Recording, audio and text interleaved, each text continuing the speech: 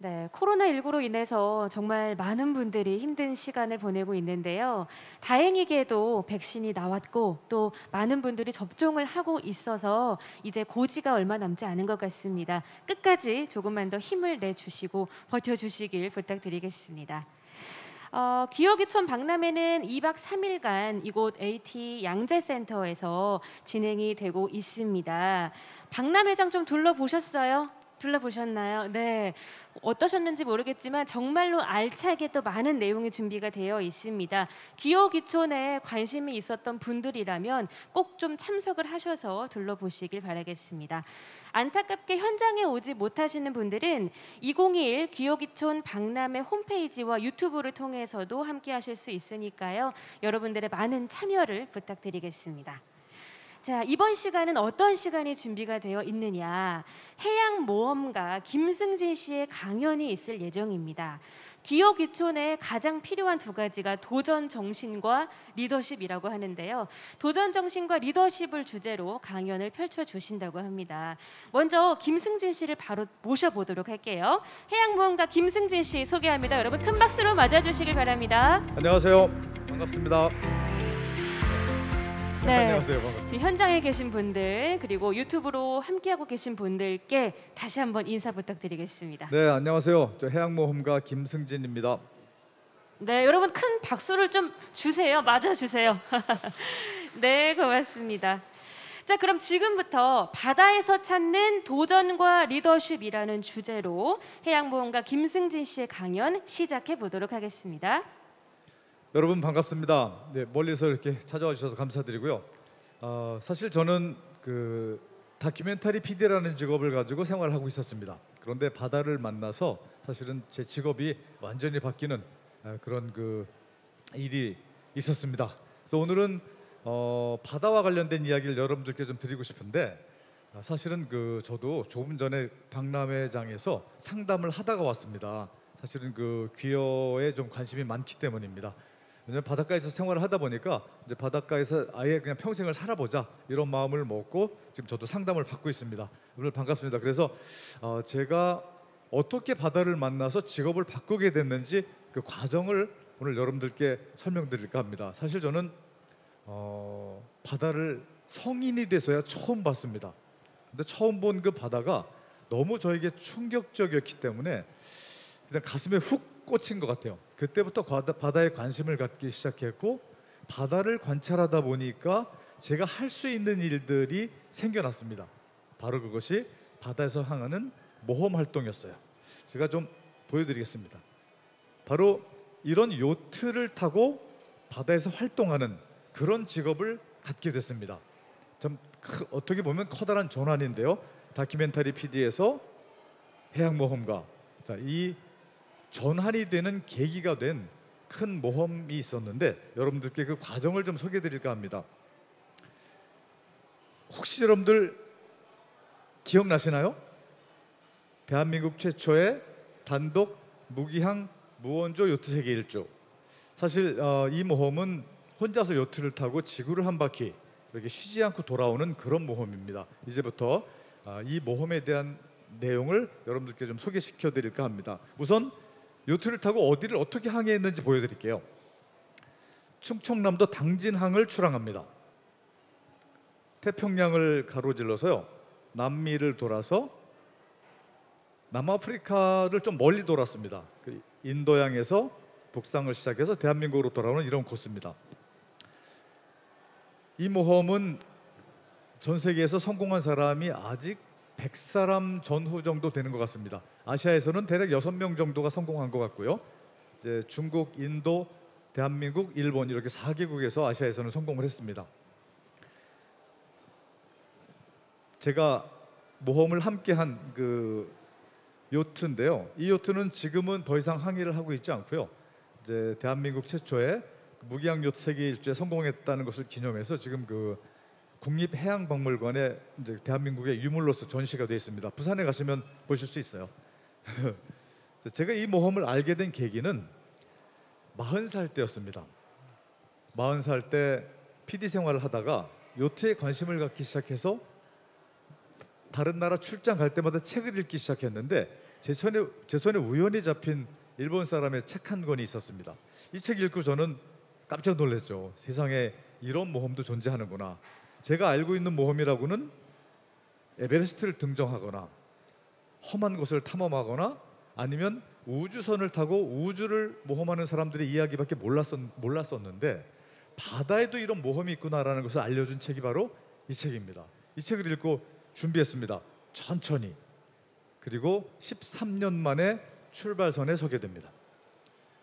그런데 이 모험 녹록지 않습니다. 혼자서 지구를 한 바퀴 돌아야 되기 때문에 쉬지 않고 돌아야 되기 때문에 여러 가지 그 악천후를 만날 수 있는데 어쩌면 잘못될 수도 있겠다라는 생각을 해본 적이 있습니다. 그래서 그 딸아이를 불러서 거꾸로 안고 인사를 하고 떠납니다.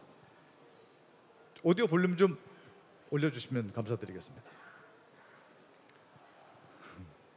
2014년 10월 18일 날입니다. 저 동영상 볼륨 좀 올려주시면 감사하겠습니다.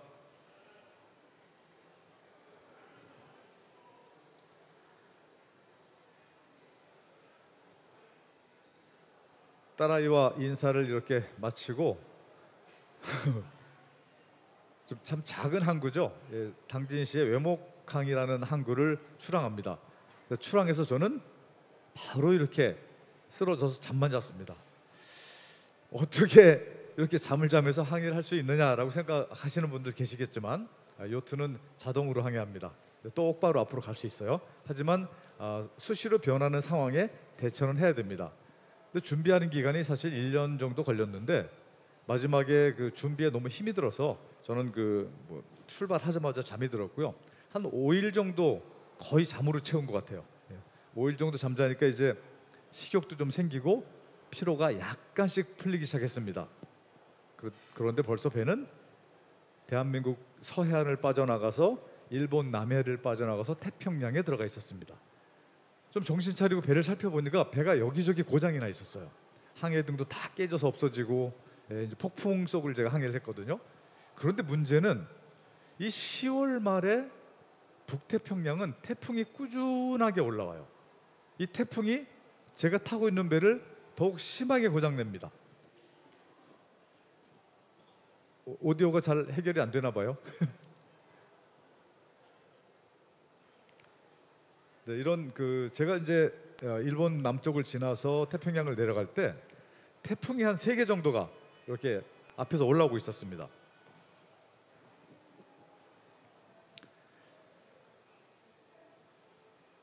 태풍을 지나면서 심각한 고장들이 일어나는데 요트는 여러분들 잘 아실지 모르겠지만 돛의 넓이를 조절해서 속도를 조절합니다. 그러니까 강한 바람이 불 때는 돛을 작게 펴요. 그리고 바람이 약해지면 돛을 활짝 피고 이렇게 조절을 해가면서 가는데 이 돛의 크기를 조절하는 장치가 부러져 버립니다. 문제는 남반구에 내려갔을 때가 문제입니다. 적도 부근은 태풍이 거의 없습니다. 하지만 조금 더 내려가면 굉장히 심하게 부는 바다 사람들에게 악명 높은 남빙량이 저를 기다리고 있었어요. 근데 제대로 고치지 않으면 그 바다를 내려갈 수가 없는 거죠. 너무 배가 많이 고장나니까 모험가들이 가장 싫어하는 단어는 포기해야 되나라는 생각이 들기 시작합니다. 때마침 또 저희 딸아이는 어떻게 항해하는지도 모르는 애가 저보고 성공하고 돌아오라고 문자 메시지 보냅니다. 저는 위성 전화를 들고 있었는데 그 송신은 영어밖에 안 돼요. 한글 자판이 없습니다. 미국에서 구입한 건데 그런데 한글 폰트를 인식할 수 있었나 봐요. 딸아이가 보낸 한글이 그대로 찍혔습니다. 딸아이가 이런 문자 메시지 보내니까 아빠가 어떻게 포기를 하겠어요. 정말 몸은 지쳐 있었지만 한번 배를 수리해보자. 이 시점이 출발한 지 한 2주일 정도밖에 안 됐을 때입니다. 배를 고치기 시작했습니다. 이것은 풍향계라든지 이런 것들이 고장나고 돛대를 지지하는 와이어가 좀 약해 보여서 보강을 하기 위해서 위로 올라가는 장면입니다.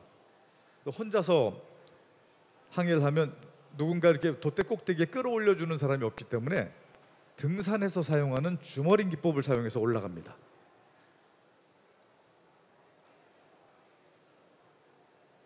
저 부스에 계신 분 음향 해결 좀 부탁드릴게요. 음향이 전혀 안 나오네요.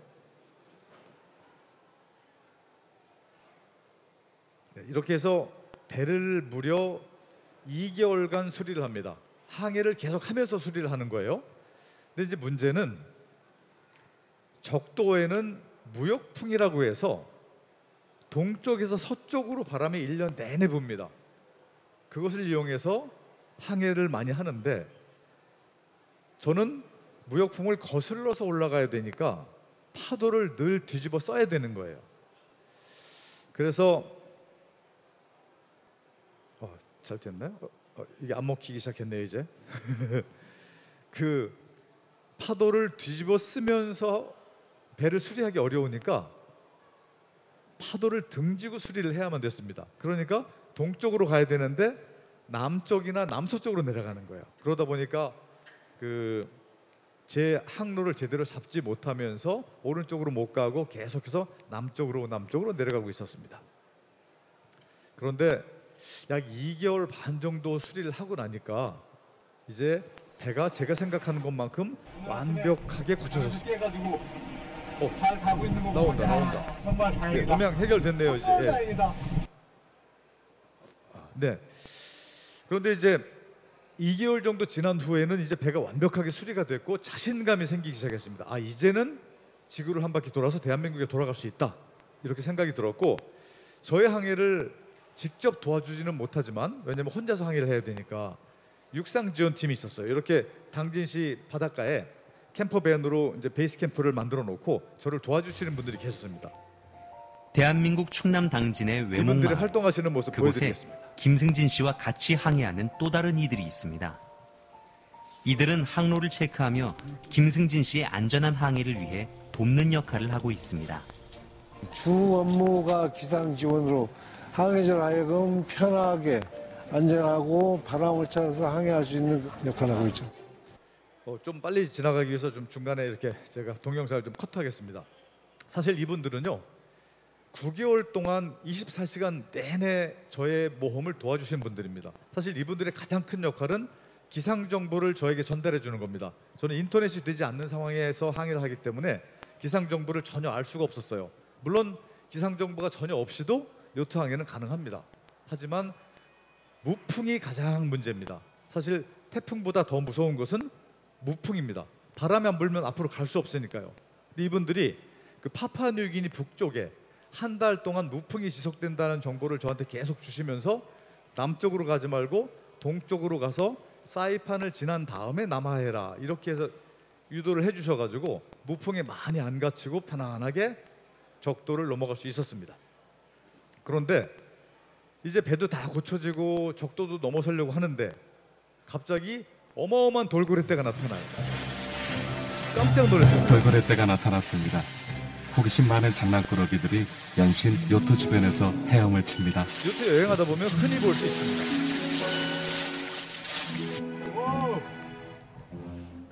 근데 저도 이 좋은 구경을 안 찍을 수가 없겠죠. PD인데요. 촬영을 해야죠, 그렇죠? 바람이 완전히 죽었습니다.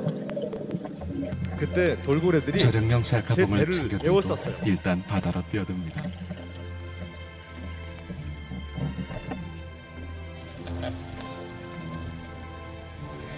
돌고래들은 제가 관찰해 보니까 이렇게 수백 마리가 있었는데 무리를 각각 짓고 있더라고요. 제가 보기에는 가족 단위의 행동이 아닌가라고 추측할 수 있었습니다. 환상적인 남태평양의 돌고래쇼에 흠뻑 빠져있을 무렵 갑자기 돌고래떼가 사라지더니 멀리서 그가 모습을 드러냈습니다. 일어나선 안 될 일이 벌어지더군요. 상어입니다. 도망가기엔 요트는 너무 멀리 있습니다.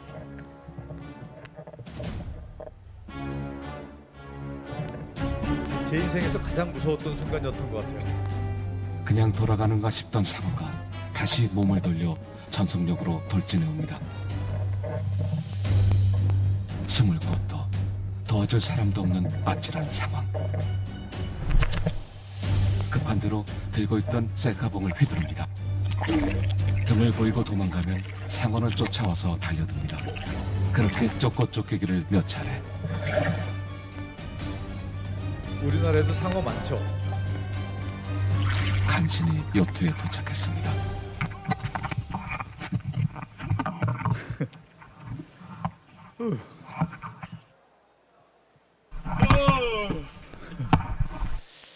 여러분들 이제 그 바다와 관련된 일을 하시다 보면 또 해수욕장에서 해수욕 하시다 보면 간혹 상어 만날 수도 있습니다.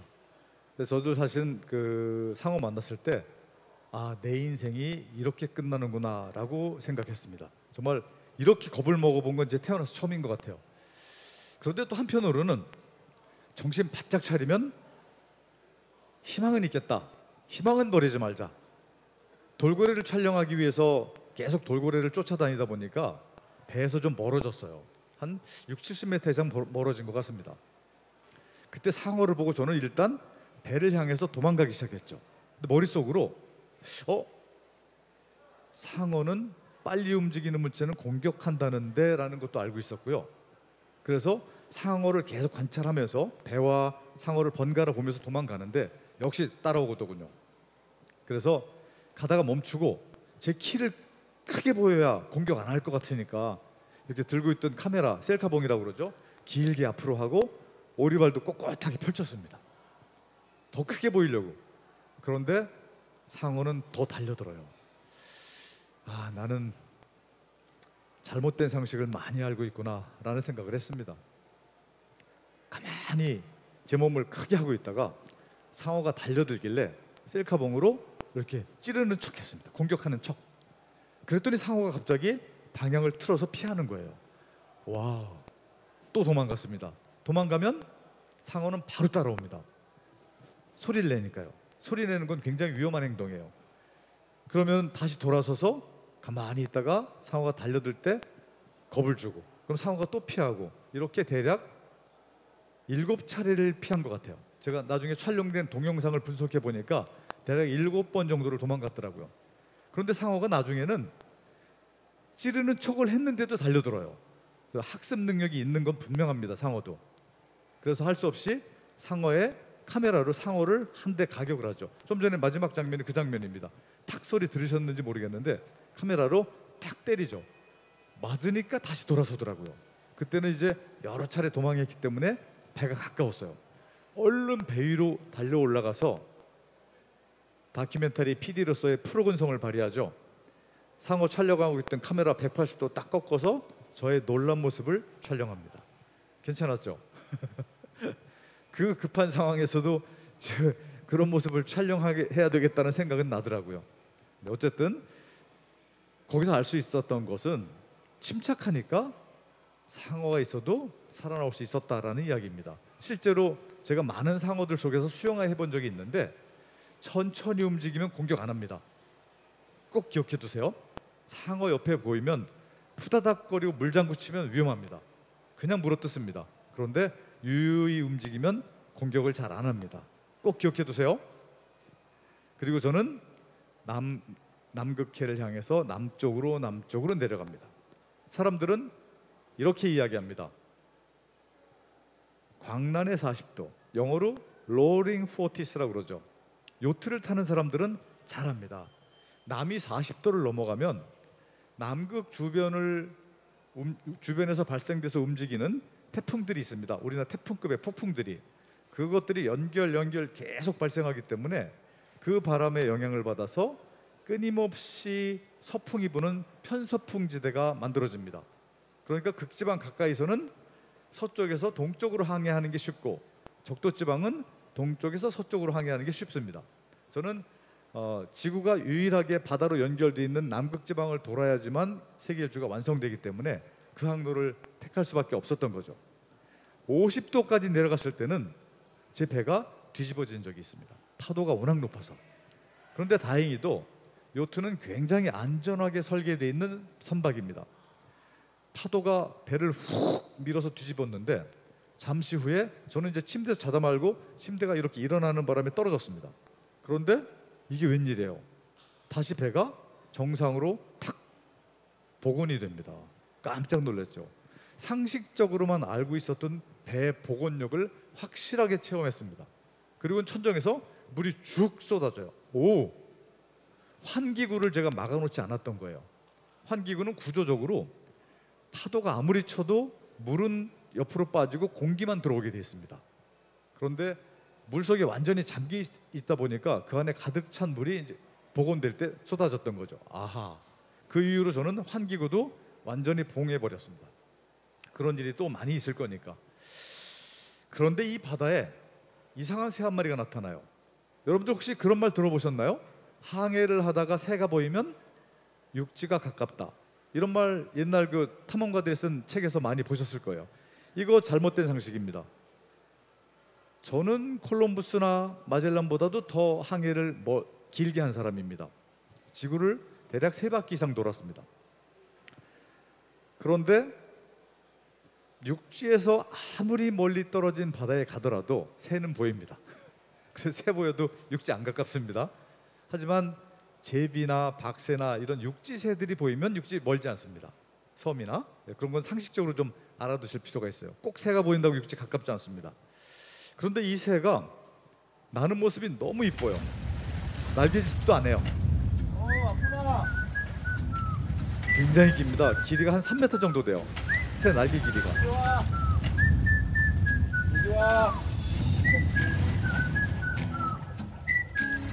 제가 이리와 이리와 부르죠. 부르니까 진짜 와요.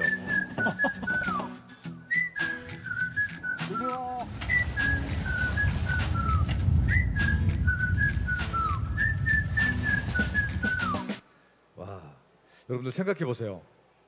혼자서 망망대해를 계속 몇 개월을 항해하다 보면 새가 얼마나 반가운지 아세요? 제일 자주 만나는 게 새입니다. 근데 새들이요, 야생의 새들인데 금방 친해져요. 어떤 새들은 한 2박 3일 놀다 가기도 하고요. 제비들이 날아오면 제가 이렇게 손으로 잡아도 가만히 있어요. 제 어깨 위에 올려놓거나 머리 위에 올려놓으면 그냥 그렇게 놀아요. 그렇게 1박 2일, 2박 3일 놀다가 정신 좀 차리면 다시 날아가곤 합니다. 저는 이 새는 너무 크고 신기해서 한번 유혹해보자 해가지고 먹이를 줬습니다. 대부분 물새들은 육식 동물이거든요. 그래서 멸치를 던져줬죠. 거들떠도 안 봐요. 전혀 안 먹습니다. 아, 새를 유혹하는데 실패했다 라고 생각하고 바람이 불기 시작해서 저는 다시 돛을 올리고 항해를 계속합니다. 그런데 이게 웬일일까요? 2개월 반을 따라와요. 70일을 넘게 따라오는 거예요. 저는 너무 계속 따라오길래 이 새가 나를 왜 따라오지? 라고 궁금하게 하기 시작했습니다. 먹이를 먹지 않았는데 따라온다는 것은 저를 이성으로 생각하는 건가? 이렇게 생각할 수 있잖아요. 그렇죠? 동물의 행동은 뭐 이렇게 단순하니까. 그래서 마음속으로 빨리 상대를 만나서 더 이상 나를 안 따라왔으면 하는 바람 속에 계속 항해를 합니다. 요리하는 모습 초라한 50대 독거남의 살림이지만 대충 살진 않습니다.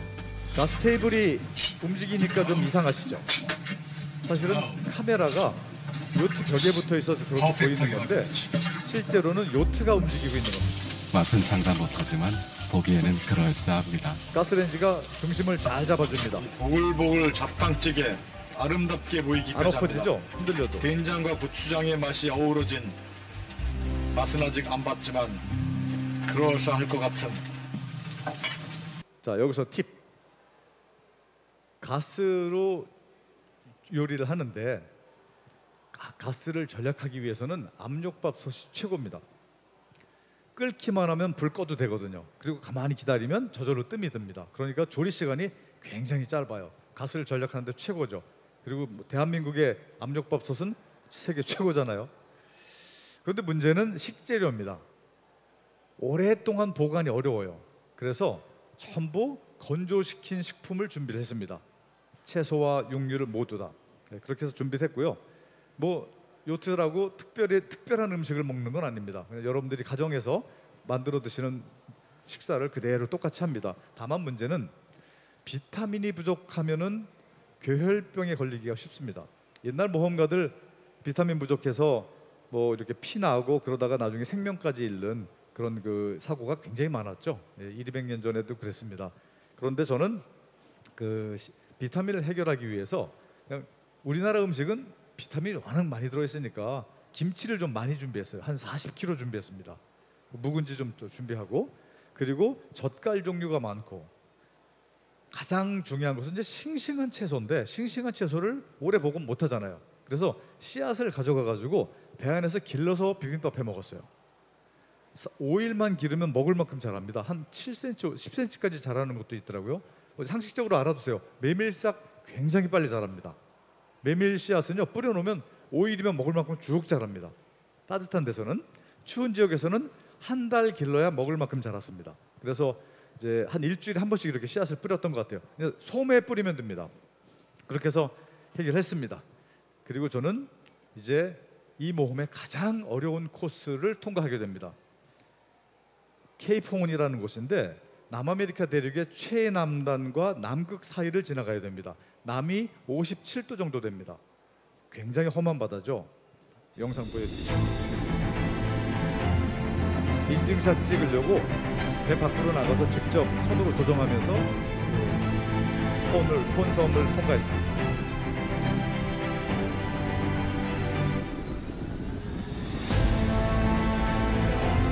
저 멀리 보이는 섬이 칠레 최남단의 호언섬입니다. 그리고 대한민국 사람으로서는 최초로 케이프홍을 요트를 타고 통과하는 영예를 안게 됐습니다. 그리고 태평양에서 대서양으로 넘어온 저는 이제 남극의 추위로부터 벗어날 수 있는 기회가 생겼어요. 위도를 조금 높이면 따뜻해지겠죠. 여름철이니까 남반구에. 저 때가 2월 2일이었습니다. 제가 통과한 날이. 그런데 저는 대한민국 사람이잖아요. 영상 3도 5도 정도야 뭐 견딜 수 있죠. 초반전에 수리를 하기 위해서 일정이 많이 느려졌었어요. 이걸 좀 회복하자, 복구하자라는 의미에서 저는 위도를 높이지 않고 남극 주변을 계속 항해를 해서 거리와 시간을 단축시키자 생각하고 항해를 합니다. 그런데 레이더에 이상한 물체가 나타났다고 알람이 울려요. 저는 선박인 줄 알고 무전도 시도했습니다. 그런데 대답할 리가 없죠. 안개 속에서 건물만한 얼음들이 나타나기 시작합니다. 이런 얼음에 부딪히면 어떻게 될까요? 제가 타고 있는 배는 플라스틱으로 만들어진 배입니다. FRP라고 그러죠. 그냥 깨질 거예요.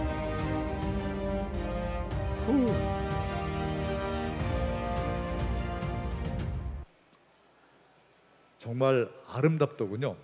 처음에는 굉장히 공포스러웠는데 시간이 지나면서 유빙을 바라보고 있으면 너무 아름답고 감격에 부풀어서 사실은 제가 얼음을 보면서 눈물을 흘린 적도 있어요. 아, 정말 이 모험을 하길 잘했다. 우리가 사는 별의 한 구석에서는 이런 일이 진짜 일어나고 있구나 라는 것을 확인하는 순간이었습니다. 부딪히면 물이 엄청나게 들어올 거고 저는 신속히 바다로 뛰어들어서 생존을 위해서 서바이벌을 해야 되는데 물이 흘러 들어오는데 필요한 물건 주섬주섬 챙길 수 없잖아요. 그래서 미리 가방 안에 싸뒀습니다.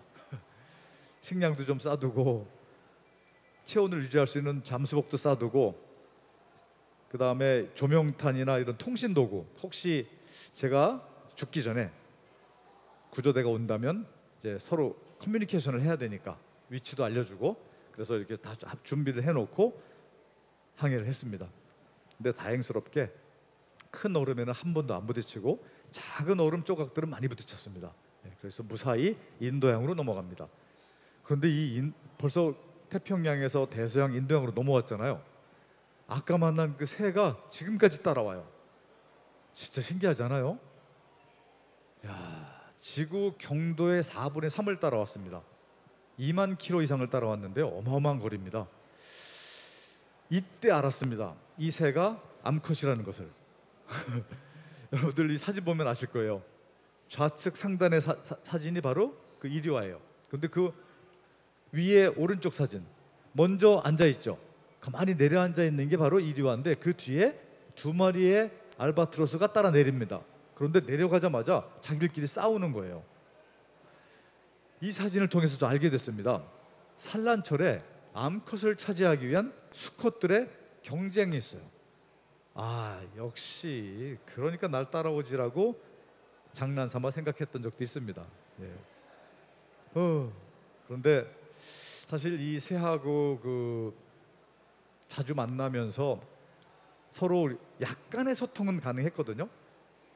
그러다 보니까 너무 정이 들어서 인도양을 북상해서 이제 따뜻한 나라로 올라가면 이 새들이 못 따라올 거다라는 생각이 들어서 뭔가 좀 먹을 거라도 나눠주고 가야지라는 생각을 하고 있었습니다. 그런데 뭐 바람이 멎어야 멈추죠. 어느 날 인도양에서 태풍이 지나갑니다. 그때 배가 다시 한번 뒤집어졌어요. 멋지더군요. 아주 후 뒤집어지고 배가 딱 일어나면 저는 그런 생각을 합니다. 아, 이제 일기장에 쓸 내용이 생겼다. 그리고 그 내용을 쓰고 하루가 지났는데 바람이 완전히 멎은 거예요. 와, 찬스! 이 새와 이별식을 가졌습니다.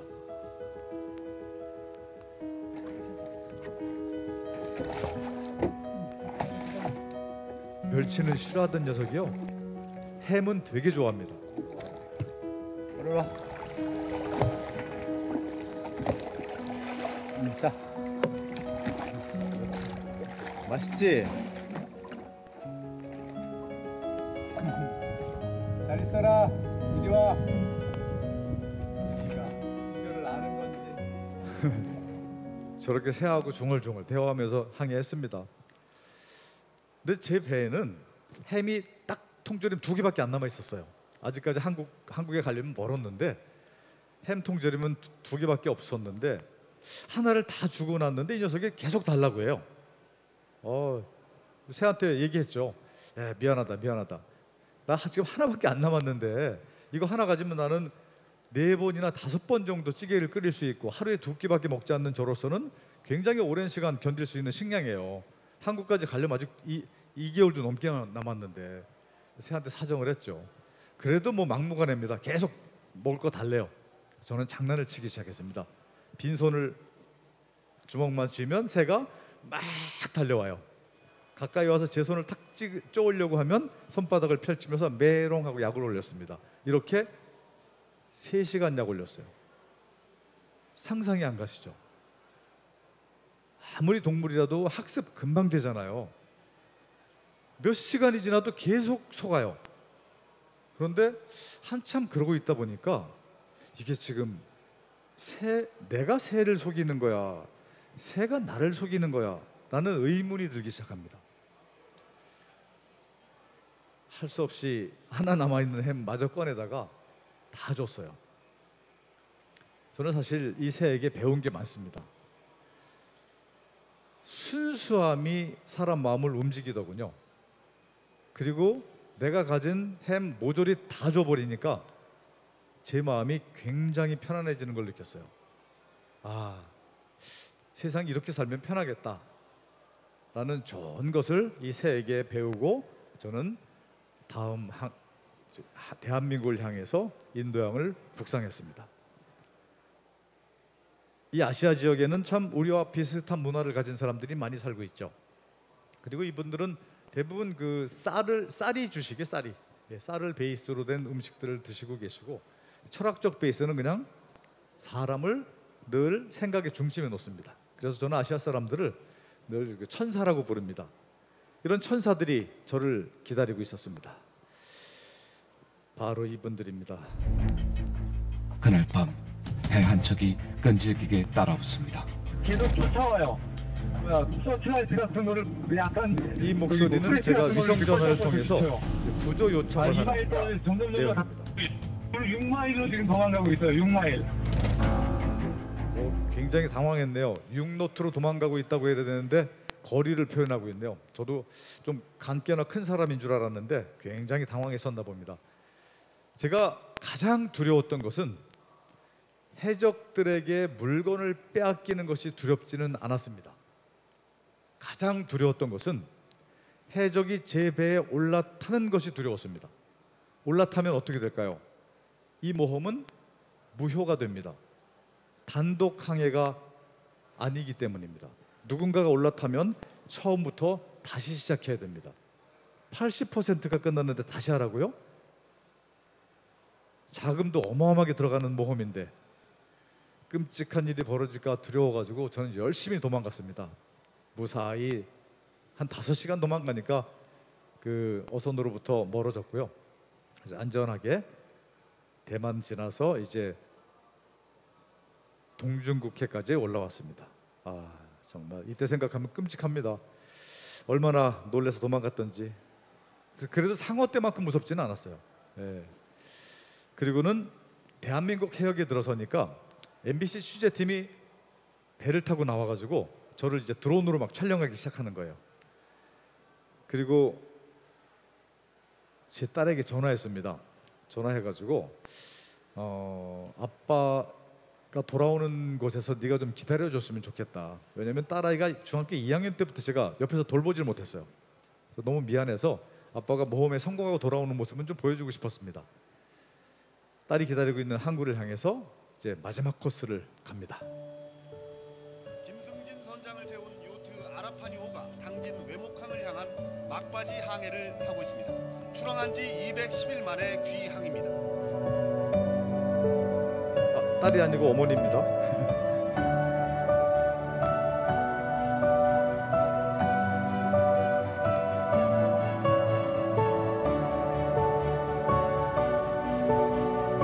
많은 분들께서 이렇게 나와주셨네요. 사실 그 이 모험은요, 그 외국의 예를 보면 국가 대통령들이죠. 대통령들이나 수상지인 나라는 수상들이 직접 그렇게 환영에 나와주는 경우도 있습니다. 그때 가보니까 뭐 저를 후원해줬던 모든 단체들, 해양수산부 장관님, 그리고 충청남도 도지사님, 당진시장님, 그리고 국회의원분들, 정말 수많은 VVIP들께서 대한민국 최초의 모험을 환영해주기 위해서 이렇게 나와주셨습니다. 그리고 이때 영국에서 메일이 하나 왔습니다. 바로 이분이 보낸 메일인데, 이분은 세계 최초로 제가 한 모험을 해낸 사람입니다. 1968년도에 출항해서 69년도에 성공했습니다. 312일 만에 성공했죠. 저는 207일 만에 성공했습니다. 물론 그때보다 배가 많이 좋아졌기 때문이죠. 또 이분은 그 성공의 대가로 영국 정부에서 귀족 자기를 수여합니다. 그래서 지금은 귀족의 신분으로 생활하고 계시고요. 아직도 생존해 계십니다. 열심히 그 이런 모험 활동을 하고 있고요. 모험 활동을 젊은이들에게 권장하는 그런 활동을 하고 계십니다. 이분이 이 메시지 속에서 저한테 그러시더군요. 축하한다. 나 아직도 계속 하고 있는데 너도 그럴 거지? 라는 내용이잖아요. 그렇죠? 많은 사람들에게 바다에 대한 이야기를 해줘라라는 얘기예요. 바다의 영감을 불어넣어줘라. 바로 지금 제가 하고 있는 행동도 그런 행동입니다.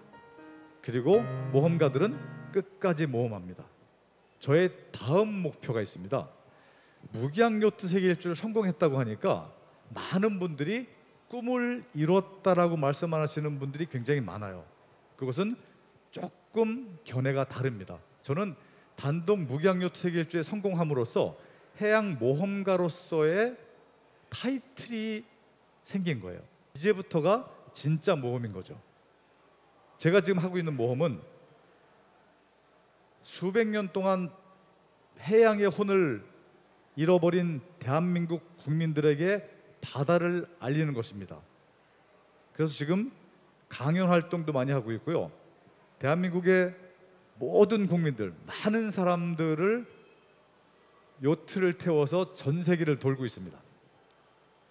바다는요, 다 연결되어 있습니다.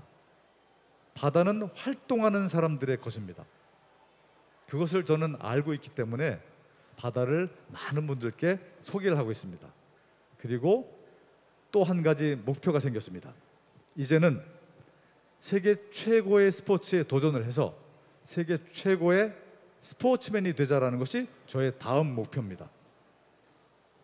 세계에는 이런 시합이 있습니다. 여러분들 요트 시합이 1년 동안 쓰는 돈이 어느 정도인 줄 아십니까? 300조입니다. 300조. 어마어마한 사업입니다. 우리나라에서는 아직 요트 문화가 많이 활성화되지 않았기 때문에 잘 모르는 분야죠. 스포츠 중에 가장 험하고 가장 긴 시간을 싸우는 스포츠가 뭘까요? 바로 e스포츠입니다. 단독, 무기항, 무원조 요트 레이스. 혼자서 요트를 타고 지구를 한 바퀴 돌아오는데 다 같이 출발합니다. 올해 시합 끝났는데 저 시합은 4년에 한 번씩 펼쳐집니다. 영상 작게 보여드리면 아마 이해가 되실 거예요. 배가 굉장히 크죠? 예, 레이싱정이라 엄청 큽니다. 60피트짜리예요. 18m가 넘습니다. A leader who, when he casts off, but the sea was rough, and I had opération fixée 3 mois plus tôt. 완주하고 돌아온 사람들의 모습입니다.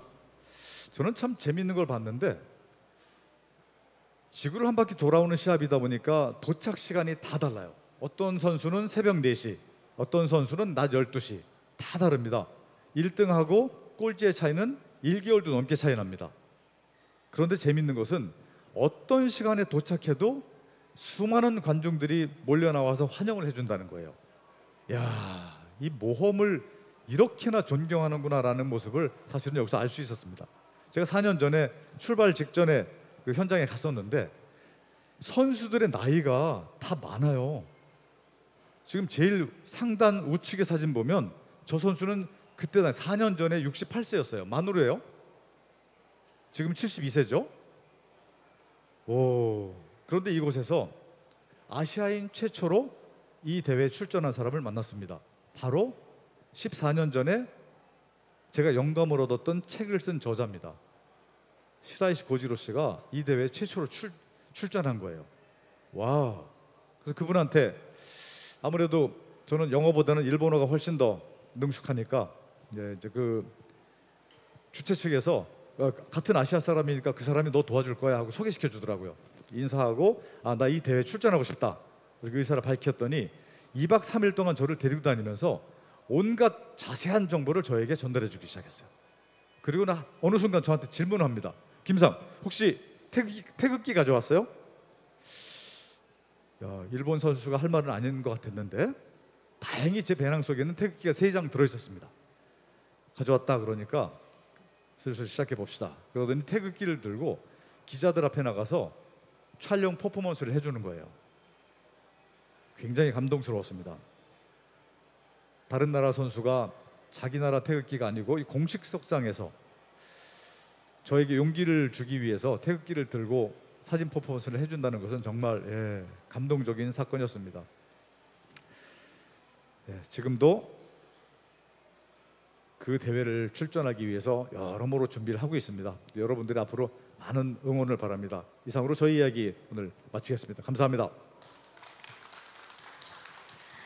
네, 이렇게 요트를 타고 지구를 항해할 수 있는 사람이 몇이나 될까 생각했는데 또 직접 이렇게 멋진 모험을 하고 멋지게 경험담까지 들려준 우리 김승진 씨가 참 대단하다는 생각이 들었습니다. 더불어서 이렇게 현장에서 생생하게 들을 수 있게끔 그 당시 우리 김승진 씨를 놓아준 상어들에게 참 고맙다는 생각이 들었습니다. 네, 그리고 여러분, 잠시 조금만 더 이제 시간 좀 주실 수 있나요? 한 1분 정도? 네, 드릴게요. 네. 사실은 제가 이렇게 바다에서 활동을 하다 보니까 지금 그 귀여귀촌 박람회라고 하는데 이 귀여귀촌 박람회를 조금 더 확장해서 레저 문화에 대한 지원이 있으면 어떨까라는 생각도 했습니다.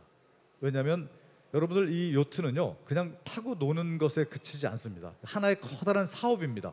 그래서 지금 제 주변에는 많은 젊은이들이 요트를 이용해서 그 사업을 하는 친구들이 굉장히 많습니다. 그래서 이런 그 사업을 할 수 있고 인생을 즐기면서 일을 할 수 있게 이런 분들을 각 지역에서 유치해서 사업을 한다면 좋지 않을까. 왜냐하면 수산 채취도 안 하고 그냥 자기 배로 즐기는 사업이기 때문에 환경에 굉장히 좋아요. 그리고 사업성도 굉장히 좋습니다. 왜냐하면 지금 요트 인구는 급속도로 늘고 있기 때문입니다. 그래서 앞으로 이런 서비스를 원하는 사람들이 많아지기 때문에 이런 사업을 각 지역에서 할 수 있도록 정부나 지자체 차원에서 지원을 하는 그런 사업을 같이 하는 것도 좋겠다라고 생각해 봅니다. 네, 감사합니다. 좀 잘 듣고 실현해 주셨으면 좋겠네요. 자, 그러면 멋진 강연해 주신 우리 해양모험가 김승진 씨께 여러분 다시 한번 큰 박수 부탁드리겠습니다. 감사합니다. 내려가도 되죠? 네. 저희가 준비한 강연 시간은 여기까지고요. 잠시 뒤에 어촌마을 살아보기 공모전, 슬기로운 어촌생활 중리마을 본선으로 다시 찾아뵙도록 하겠습니다. 여러분 식사하시고 잠시 뒤에 중리마을 본선전이 치러질 때 다시 이곳에서 함께해 주시면 감사하겠습니다. 저도 인사드리고 잠시 뒤에 찾아뵐게요. 고맙습니다.